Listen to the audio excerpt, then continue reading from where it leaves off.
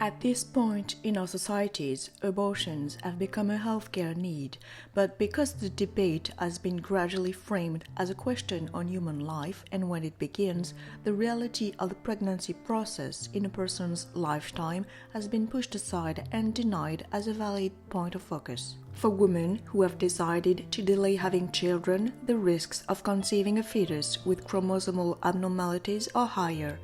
Knowing that some anatomical anomalies cannot be detected early in the pregnancy and that older mothers are more likely to enter pregnancy with health conditions, terminating the process is part of the healthcare options required either to protect the life of the woman or to prevent possible disabilities. Highly educated women usually delay childbearing, but the median age of giving birth has significantly increased over the past 30 years. Having the ability to have a career, a stable financial situation, being in a harmonious relationship, or taking the time to experience life child-free can be valid reasons to delay having a child, but being able to wait is also a means to achieve gender equality. For men, putting their life and career in order or taking the time to figure out how they want to experience it is not something that has been impaired by unwanted pregnancies.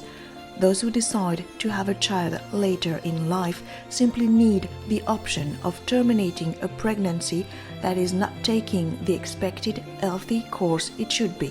The risk of conceiving a child with chromosomal abnormalities is 1 in 270 for a 30-year-old woman, and it increases up to 1 in 60 for a 40-year-old woman. This piece of information, combined with the fact that the majority of structural abnormalities would not be diagnosed or suspected before 15 weeks, makes it unscientific to draw an arbitrary legal line for access to abortions. Banning or restricting access to this medical procedure unexpectedly prevents a growing number of women from planning their pregnancy with the peace of mind they need and deserve. We have new CNN reporting this morning on the fallout from new abortion laws across the United States. As more states are moving to ban abortion, some patients say that they're facing hurdles because of those laws as they try to get miscarriage treatment. In Texas, for example, some pregnant women who have had miscarriages say they're being denied the care that they need or having it delayed as healthcare providers are worried about running afoul of abortion bans.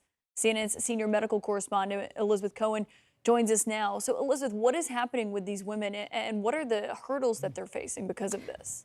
Right, Caitlin. So 1 in 4 pregnancies will end in miscarriage. And the same surgical procedure that's used to treat a woman who's having a miscarriage is also used for a woman who's seeking an abortion. And that's left some doctors scared to help women who are miscarrying for fear that they'll end up in court. We spoke to one woman who had such trouble finding care, she ended up for 2 weeks carrying around a dead fetus inside her. Marlene Estelle and A.D. De Silva have always wanted a little brother or sister for their daughter, Adelina. Instead, what they got was a nightmare because of a Texas anti-abortion law. I get so angry that I was treated this way because of laws that were passed that by men who have never been pregnant and never will be. Estelle's nightmare started out as a dream come true. After months of trying, she became pregnant late last summer. We were super excited because we didn't think I could get pregnant. An ultrasound at 7.5 weeks showed all was well. But at an ultrasound 2 weeks later, she said there is no heartbeat, there is no viable pregnancy. Estelle asked her doctor for a standard treatment, a surgery to remove the fetal remains. She says her doctor refused. That surgery, commonly known as a D&C, is the same procedure used to abort a living fetus. She said, well, because of the new law that's passed, you're going to have to get another ultrasound for me to be able to even do anything for you.